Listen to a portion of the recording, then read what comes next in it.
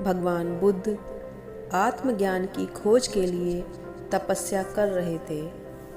उनके मन में कई प्रकार के प्रश्न उत्पन्न हो रहे थे। उन्हें उन सभी प्रश्नों का उत्तर चाहिए था, लेकिन काफ़ी प्रयास करने के बाद भी उन्हें उन प्रश्नों का उत्तर प्राप्त नहीं हुआ।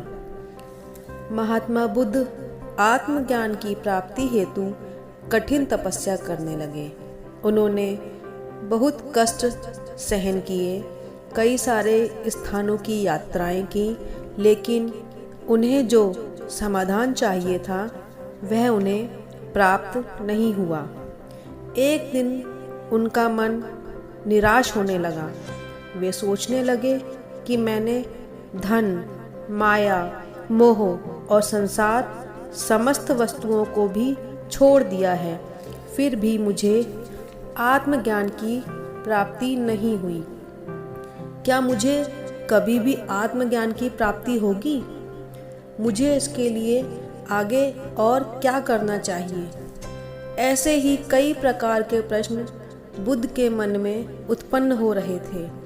इतनी तपस्या के बाद भी सफलता की कोई किरण नज़र ही नहीं आ रही थी और बुद्ध ने प्रयासों में भी कोई कमी नहीं की थी। वे दुखी मन से इन्हीं प्रश्नों के बारे में सोच रहे थे। तभी उन्हें प्यास लगी। वे पानी पीने के लिए अपने स्थान से उठकर सरोवर के निकट गए। वहाँ उन्होंने एक बड़ा ही अद्भुत दृश्य देखा। एक छोटी गिलहरी अपने मुंह में फल लेकर सरोवर की तरफ जा रही थी। तभी फल गिलहरी के मुंह से छूटकर सरोवर में गिर गया। गिलहरी ने देखा कि उसका फल पानी में डूब रहा है। यह देखते ही गिलहरी पानी में कूद गई।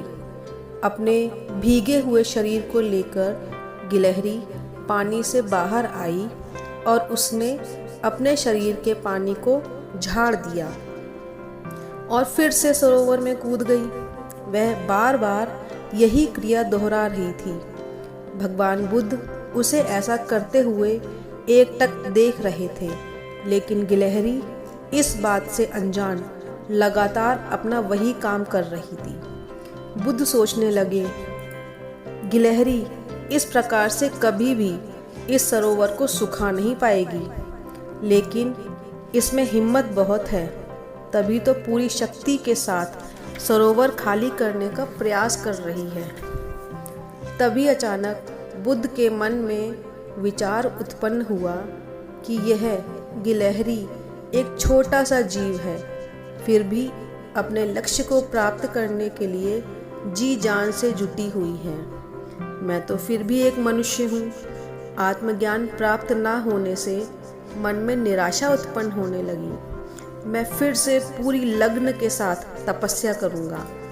इसी प्रकार महात्मा बुद्ध ने एक गिलहरी से शिक्षा प्राप्त की और अपनी तपस्या में पूरी तल्लीनता से जुट गए, जिससे उन्हें एक दिन आत्मज्ञान की प्राप्ति हो गई और वे भगवान बुद्ध कहलाने लगे। यदि आपको ये कहानी पसंद आई हो तो इसे लाइक, शेयर और सब्सक्राइब अवश्य करें। धन्यवाद।